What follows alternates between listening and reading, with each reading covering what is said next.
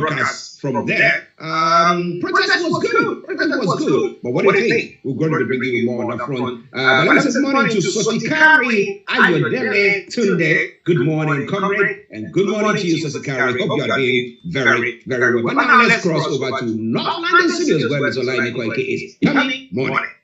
Well, a very good morning to you, Mr. Archie. Good morning to you, Frank. Good morning to all our listeners and every other presenter on the Star Radio UK. It's exactly 2 minutes past 11, and I say good morning. On the window view, I could see a bit of aircraft traveling, and the weather until you're outside, you will definitely know whether it is cold, but it looks a bit shiny. But I say good morning to those that have joined us all the way from the continent, where so much is happening.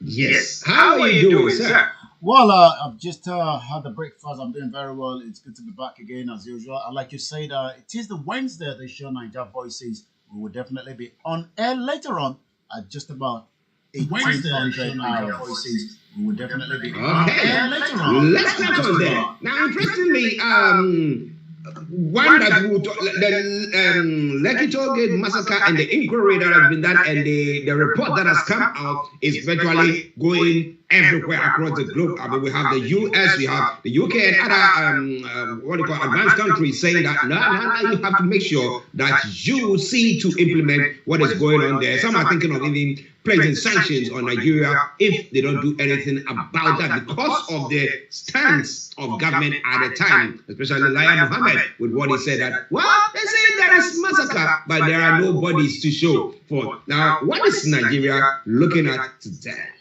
Well, you're quite right. I think, it's going to be a test of time, for the federal government, to be able to now defend what their own part was and what role the government of the federal government played in what we now know as a massacre.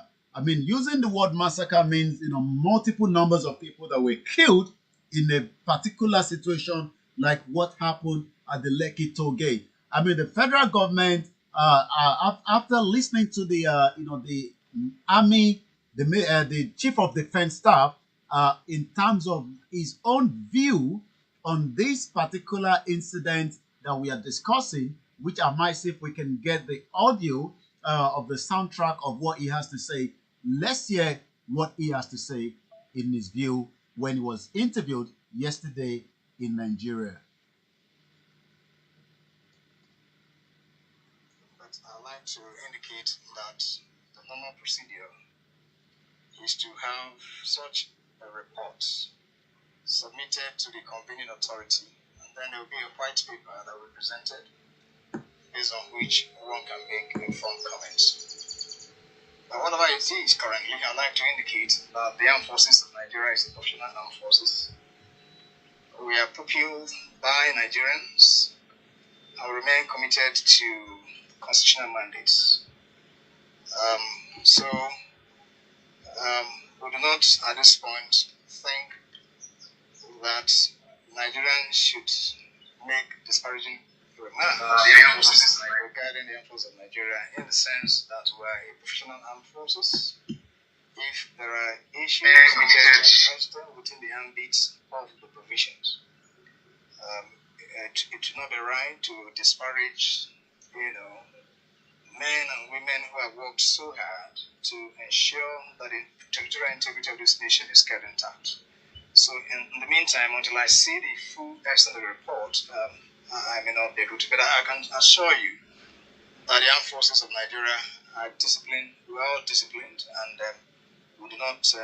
So the armed forces are disciplined. Whether they were disciplined to have been told that the innocent Nigerians that were protesting, which is allowed under the constitution, that even so many Nigerians disagree in the first instance with that constitution, but they have the right.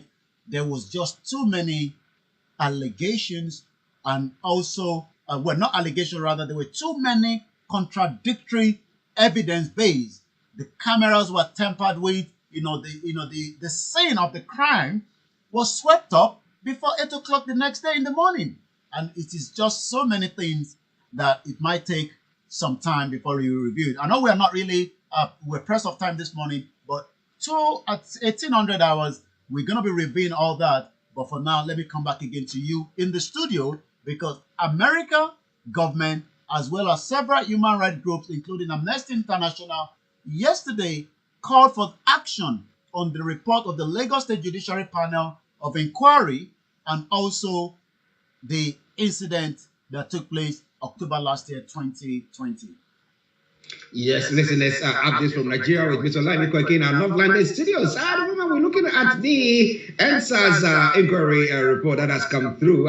Proving that, well, some people were massacred there. Now, the command, the military high command, whoever you spoke to, interview that we did play, or statement that we did play a moment ago, was talking about the fact that some Nigerians were making disparaging comments about the military and saying that, well, military, we are all like 100%, while he was putting it across, show that 100% they are good. But that means they are not admitting there are some bad nuts in there. Do you agree with that?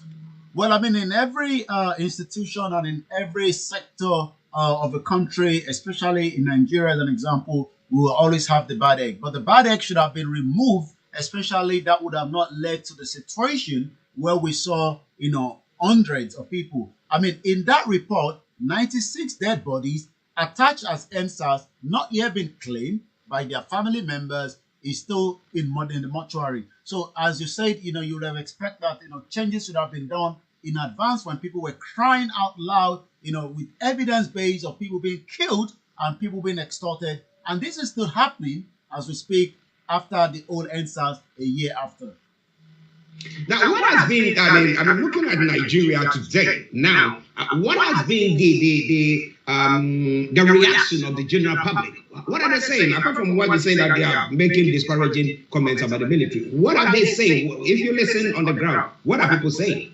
Well, you need to be on the, online and offline with the kind of engagement that I say is still trending. As I speak to you right now, yesterday NSAS was a #1. As of today, it's still trending as #2. And #3, Lekki massacre is still trending. So that tells you that more Nigerians are probably still digesting, these almost 306 pages of evidence base that was put out, yesterday. And a lot of people are still talking about it. I'm just looking at some of the images here of people, victims, still down from bullets, from the injuries. I mean, these are injuries and scar that will be for a very long time. I mean, this particular person, Asaolu Samuel, was shot in the leg, still taking treatment a year after. This person is Joshua Samuel, shot in the heart, still taking treatment. This other person, Solomon Age, shot in the neck and arm, still taking treatment. And the last one is Theophilus David, still can't walk, uses walking stick, lost his job due to his condition. Well, do Nigerians believe that a white paper that will be released by the government will address that, will appease them? Well, even the federal government and the Nigerian army refused to comment on the report, which has been submitted to the governor of Lagos State, Babajide Sanwo-Olu. The panel that was led by Justice Dora Okuwobi also recommended that all the soldiers, excluding the Major General Omata, who were deployed at the Lekki tollgate, should be made to face appropriate disciplinary action, stripped off of their rank, dismissed as they were not fit and proper to serve in the public or security services.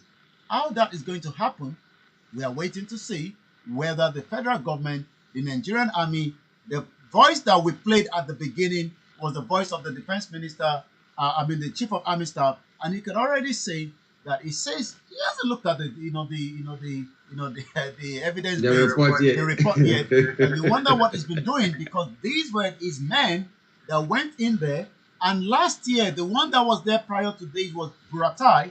They even denied that it must have been some individual that put on the army uniform and went down there and killed the innocent Nigerians. But now, we now know that this evidence that we have point the finger at the Lagos State government, the federal government, and the Nigerian military that killed innocent Nigerians, raising their flag, singing the Nigerian anthem, and they were massacred. Well, listen to Starr Radio's UK. Updates from Nigeria with Mr. Olayomi Koiki and North London students. I'm Archie here. Okay, now let me read a comment from Olayomi Joe, and then we'll go to some of the other stories making the rounds. But Harry, you see what you are doing to Nnamdi Kanu and IGBOHO now? That is precisely what we, the people of Nigeria, will do to you and the pot belly. Oh my goodness, we retire at the International Criminal Court, ICC, after 2023. When you ignoble tenure ends, now God willing, my apologies, you will not retire in peace to Dara. Rather, you retire in pieces to prison to pay the price for the killings of unarmed people and SARS protesters during the Lekki massacre. To prove that Buhari personally ordered the Lekki massacre, just rewatch his June 10, 2021 Arise TV interview where he accused the SARS protesters of wanting to remove him. So he goes on to further to say, Buhari killed them out of self-interest. Now, Sotikari says, here in Niger, if you want to know the real definition of evil people, bad politicians, full of heart of devil, you don't need to go to anywhere. There in Nigeria, compare prices, old and new stuff. It goes on a bit further there. But because of time, let's go straight to Yomi for some of the other stories making the rounds. Over to you, Yomi. Yes, thank you very much. It is still your finest African and Caribbean radio station in London. It's exactly 30 minutes past.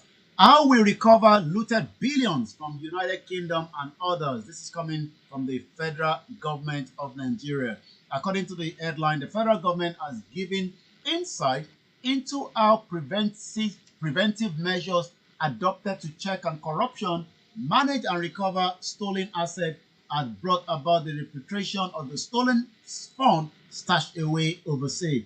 Such funds include $325 million from the Switzerland, $311 million from United States, 5.4 million pounds for Europe, from Northern Ireland, 4 million pounds, and another $200 million from United Kingdom. All these were what the Attorney General of the Federation of Justice, Abubakar Malami, according to statement that was issued on Tuesday by Special Assistant on Media Publicity, Dr. Umar, who at the annual public lecture organized by the Center for Media and Peace Initiative in New York, United States on Monday. So you can see the amount of money that keeps being looted and yet is coming back to the country. Let's hope it will be used properly for those that also will need it.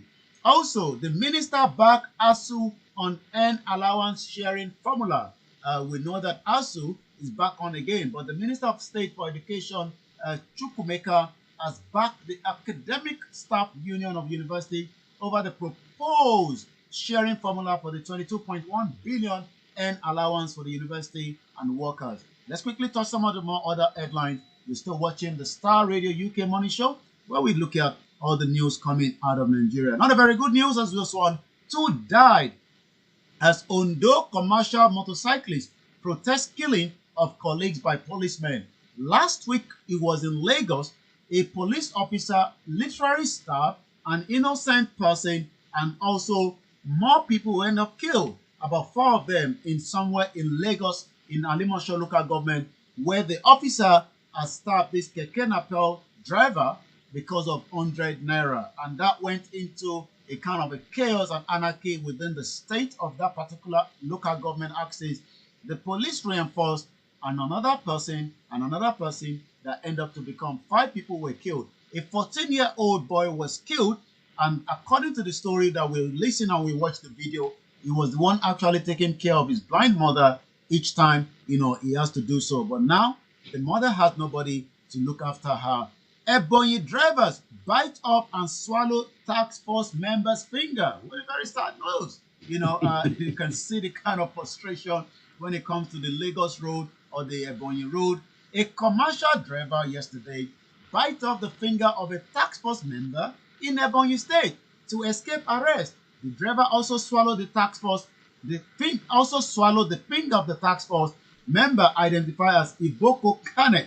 The incident occurred at the Onibonye Junction in Abakaliki Metropolis when the Ministry of Capital City Development and the task force team were on an inspection tour within the state capital to stop the illegal parking and loading. Recall that the commercial transport companies operating in the state had accumulated week relocated to Akubura Central Park, a new park provided for them by the state government. The driver, it was further learned, was among those spotted.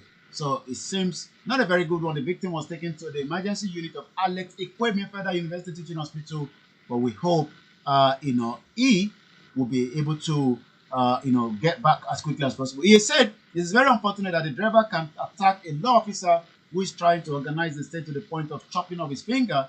This is terrible, unaccepted, and barbaric. So again, these are the kind of frustration on the road network in Nigeria.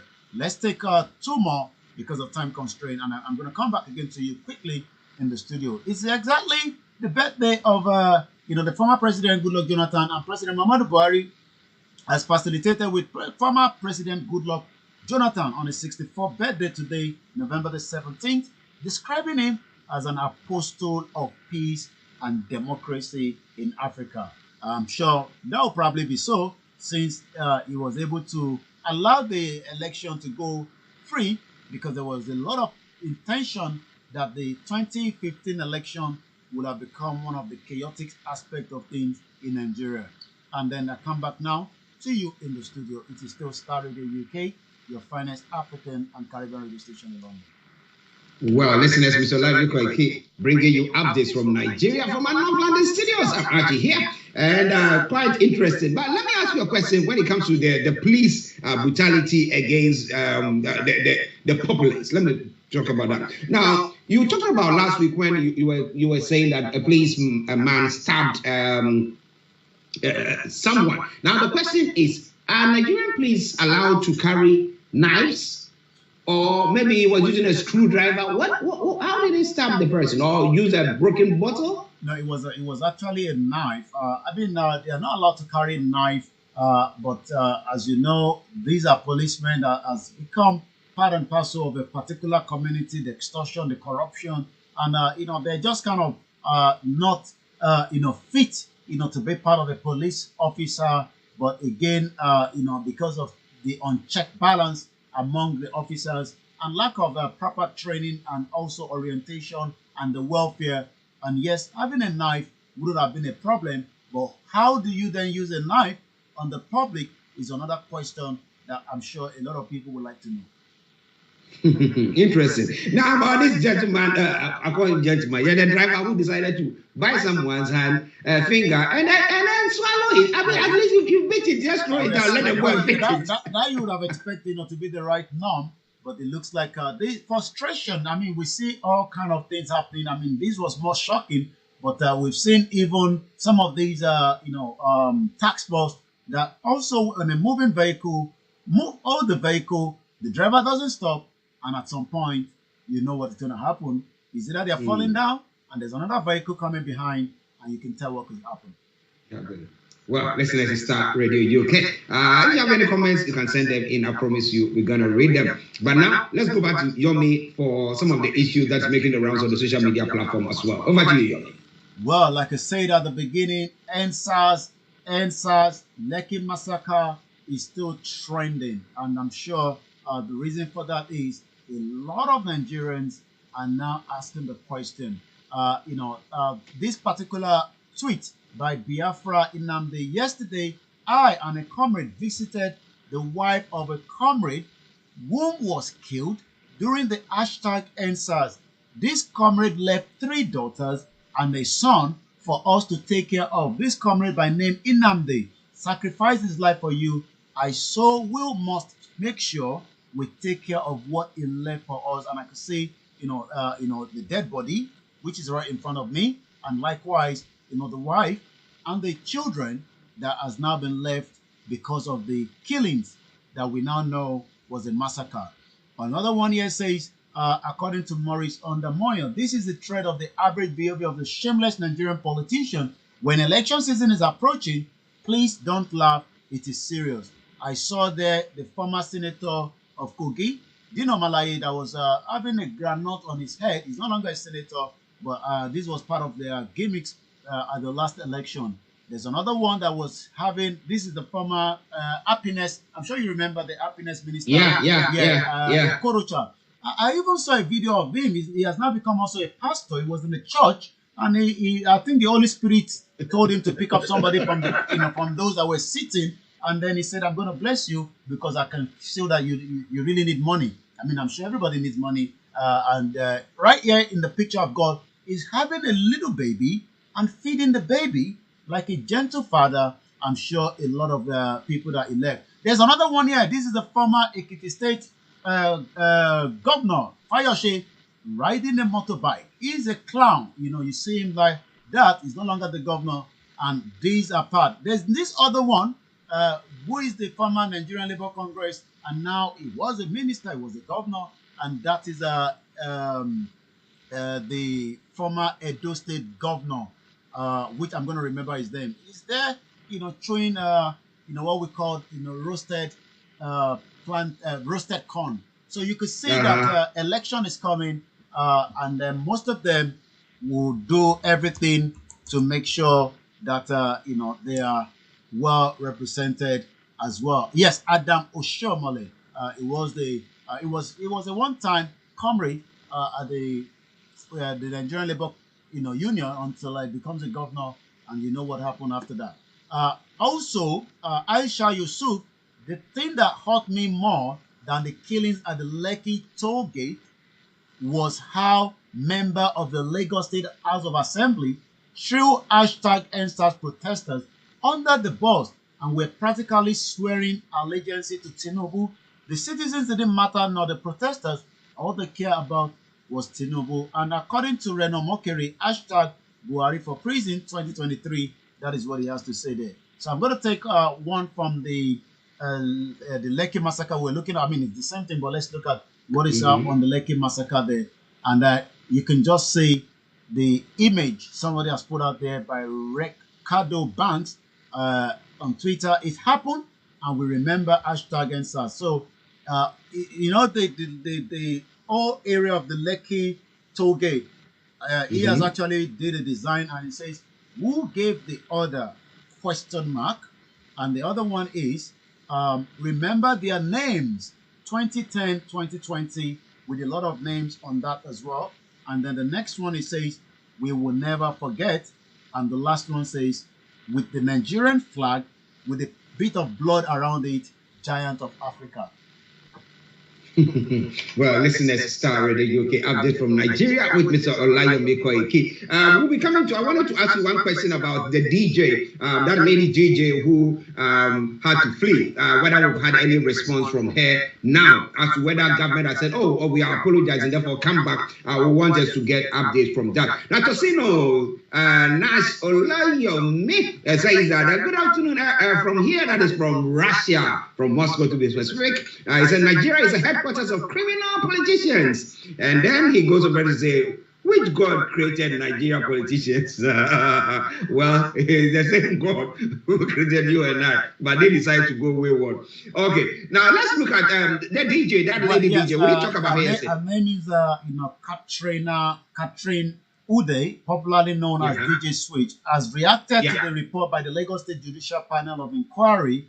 According to the report submitted by the panel, what she said, according to her, is again on her Twitter feed, we said that yesterday, shattered so many lives, tried to destroy mine, only for what you desperately try to hide to be made public by you. The truth needs no defense. #EndSARS. The Nigerian government have not, like I said, responded to this new panel report, but I'm sure she probably won't be able to come home, even if she's invited to come, because her life might still be in danger. So she's still in exile, where she's probably more safer than coming back to Nigeria at this very difficult time. Well, now the other question I want to find out is, some people's finances or bank accounts were all, I mean, whether stopped or something by the states because of this Lekki toll gate issue, because they were the ones who were giving, were funding the feeding and the of the protesters. What has happened to them? Have you heard anything from any of them in those sectors? Well, you're quite right. Just after the whole saga of the EndSARS, the Nigerian government, the central bank went very hard hashtag enter protesters account remained frozen despite expiration of the court order. This was, around February. I mean, some of them, they've had their account back. Some of them are still finding it very difficult, especially when they're traveling, outside Nigeria and they get to the airport. Their names have literally, been tagged. So, but what we can say is, in somewhere around February, the court freezing order expired in February 2nd, but as at the time, the tag hashtag NSAS protesters account remained frozen. So we hope, the 20 NSAS protesters that were targeted then by the Central Bank of Nigeria, the CBN, in the wake of the, that police brutality demonstration, are still being deprived access to their bank account. I don't know what the current state is, but this is what we have as at February this year. The CBN, as of November 4, 2020, obtained an expertise order from the Federal High Court in Abuja to freeze the protesters' account for 90 days. By calculation, then, the freezing order has occurred around 2nd. I mean, some of them were able to take the federal government to the court. There's a particular one there, Reno, Bola Tito Oduala, Oduala, popular known as Reno, who has also been very, very, critiques of part of what happened. She was part of those members of people that were on the ground. Let's see what she say currently on the situation with the NSAS, because like I said, she's a project director of Nigeria, a strategic policy maker, and also what she has to say. Then the Nigerian state killed NSAS protester, called DJ Switch a liar, and made us doubt our sanity for a better part of a year. We haven't got the time, but maybe later on in the evening, I might play, that interview she gave, I guess maybe today, in one of the mainstream media back in Nigeria. Yes, I think she did that interview this morning, according to her Twitter handle. So you could see that, a lot of them now are feeling more relieved after this panel coming out to say, yes, people were killed, because at the time, we were told, where are the dead bodies if people were killed? But what they didn't tell us is the crime scene was already swept and clean as if nothing happened the next day, while people were still mourning across the country and outside Nigeria. Well, somebody say that's cover a proper one that was happening there. But Tosino has posted a couple of comments. Let me read them. They are quite interesting. He said, even the devil is afraid of Nigerian politicians. And he said, both young and old politicians have sold their souls to the devil. So, but we know that definitely with this report, maybe government is one way or the other will do something about it. But my question is, how soon will they react to it so that people who needs, virtually people who have been killed, those who have been maimed, will be, compensated in a way. We know that whatever they do will not bring those people back. Lives that have been destroyed can never be mended away, but at least they can have some closure there. How soon is that going to happen? That is a question that will be following. But remember, this evening, Yomi is coming back on the Niger Voices. Yomi, once again, what are we looking at? Well, nothing more than what happened, revealing everything that we can remember. Just as the protesters were happening, it was peaceful. Even the panel says so. All that I'll be revealing during the Niger Voices at exactly 1800 hours. That will be 1900 hours, 7 p.m. Nigerian time, but 6 p.m. GMT here in UK, where we're going to be going live from Starr Radio UK. So make sure you tune in. We can talk about NSAS, what happened, lesson to be learned, and what should be expected from the federal government, the state government, and who should take the bulk of it, who should be resigning, who should be penalized. All that discussion will be later on this evening on Niger Voices. Well, before Yomi goes, let me read these comments. Olayomi just says, Mrs. Sanwo Olu, yes, as a citizen of this country living in Lagos, the epicenter of NSAS protests, I demand your resignation right now. I just want you to help you to be ashamed and do the right thing. For us to forgive you, you must resign first. Do it now. We are waiting. And Tosino says, Buhari is out of the country, and even AGF is out of the country. Nigeria is on autopilot. Interesting comments from there. But Yomi, let me say thank you very much for this wonderful update. Thank you very much. I'll be back again, like I said, at 6 p.m. Make sure you tune in. It is Starr Radio UK, your finest African and Caribbean radio station in London. Bye for now. Stay tuned with Archie for the remaining segment of the program. Yes, thank you very much, Mr. Olayomi Koiki. It is Starr Radio UK. It is your favorite African and Caribbean radio station in